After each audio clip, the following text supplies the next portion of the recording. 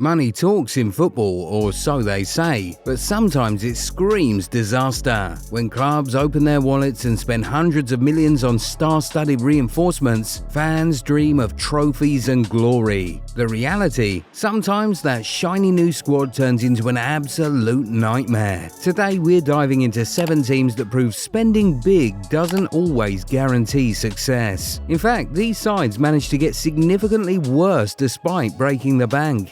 Let's start with a story that's unfolding right now. Liverpool's 2025-26 season was supposed to be their coronation. After Arne Slot's magical first campaign saw them lift the Premier League trophy with beautiful football week in and week out, the Anfield hierarchy went on an absolute spending spree. Over €450 million poured into signings like Florian Wirtz, Alexander Isak, Hugo Ekitike, and Jeremy Frimpong. On paper, this squad looked unstoppable. In reality, they've looked anything but. The team appears disjointed, lacking the cohesion that made them champions. Sure, they've scraped wins with late goals, but scratch beneath the surface and the cracks are enormous. Their last 3 matches tell the story perfectly. Defeats to Crystal Palace, Galatasaray, and most recently Chelsea that left fans wondering what happened to their beloved team. The synergy from last season has evaporated, replaced by confusion and frustration.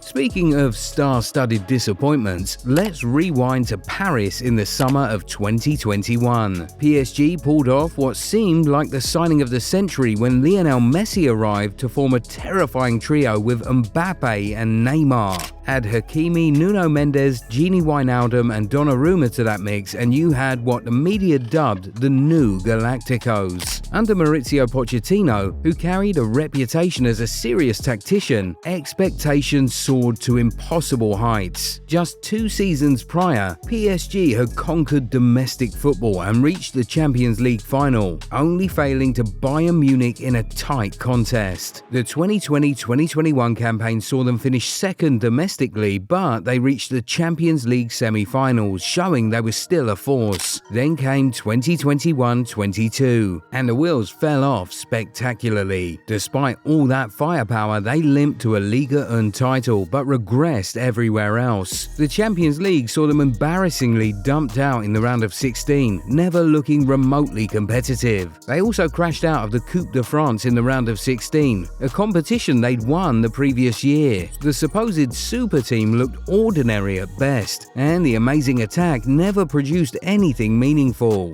If PSG's disappointment seemed bad, Chelsea's 2022-23 season was an entirely different level of catastrophe. Todd Boehly arrived with American ambition and seemingly unlimited funds, spending over £600 million in his first season. Enzo Fernandez for a club record fee, Wesley Fofana, Mikhailo Mudryk, Raheem Sterling, Mark Cucurella, Kalidou Koulibaly and more flooded through the Stamford Bridge gates. Chelsea fans dared to dream big. What they got was a managerial merry-go-round that would make your head spin. Thomas Tuchel, the man who delivered a Champions League trophy, started the season but was sacked early. Graham Potter came in with hope but was shown the door as results plummeted. Bruno Salter took charge for literally 4 days before Frank Lampard returned as caretaker to see out what had become a horror show. The Blues finished 12th in the Premier League. This was a team that in the previous 2021-22 season had finished 3rd, reached both the FA Cup and EFL Cup finals, and lifted the UEFA Super Cup and Club World Cup. The regression wasn't gradual, it was a cliff dive. Fans who'd watched their team compete at the highest level were suddenly counting down the games just to end the misery.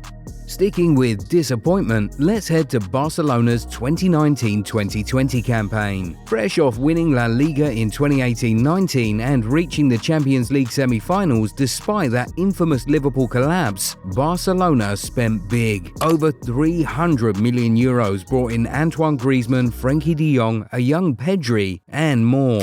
The ambition was clear: build a team capable of dominating Europe again. Instead, they stumbled backward. They surrendered their La Liga crown, finishing second behind Real Madrid. The Copa del Rey and Supercopa slipped through their fingers, and they were eliminated in the Champions League quarter-finals. For a club of Barcelona's stature, this represented massive regression. The problem went beyond results. Messi and Griezmann, two exceptional talents, struggled to coexist on the pitch. They occupied similar spaces, wanted the ball in similar areas, and the tactical puzzle never clicked. The dysfunction became so apparent that manager Ernesto Valverde was sacked in January 2020, replaced by Kiko Setien in a desperate attempt to salvage something from the wreckage.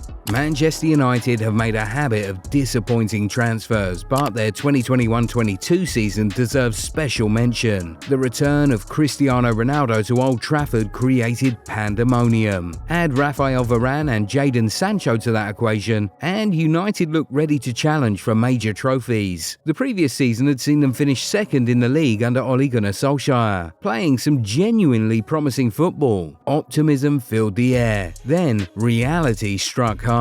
United regressed to 6th place, failing to challenge for a single trophy domestically or in Europe. The football was disjointed, results were inconsistent, and the pressure mounted. Ole paid the ultimate price, sacked in November 2021. Michael Carrick steadied the ship for 2 matches before Ralf Rangnick arrived as interim manager to complete what became a lost season. Open heart surgery was what the German said was needed at Old Trafford, a statement that still rings true to date.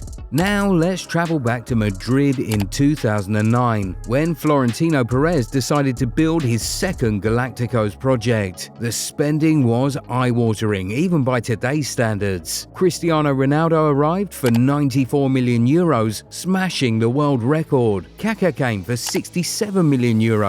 Add Karim Benzema, Xabi Alonso, Raúl Albiol to the mix, and Madrid had assembled what looked like an unstoppable force. The previous 2008-09 season hadn't been spectacular, with a second-place La Liga finish and a Champions League round of 16 exit, but at least they won the Supercopa. Surely, with all this talent, things would improve. Instead, the 2009-10 campaign became infamous for all the wrong reasons. Madrid finished the season without a single trophy. They came second in La Liga again and were knocked out of the Champions League at the round of 16 stage. But the moment that truly defined their failure came in the Copa del Rey, where third-tier side Alcorcón humiliated them 4-0 in what became known as the Alcorconazo. The embarrassment was complete. Finally, we return to Manchester United for their most recent disaster in 24-25. After scraping to 8th place in 2023-24, only an FA Cup victory saved Erik ten Hag's job. Ineos backed him with close to €300 million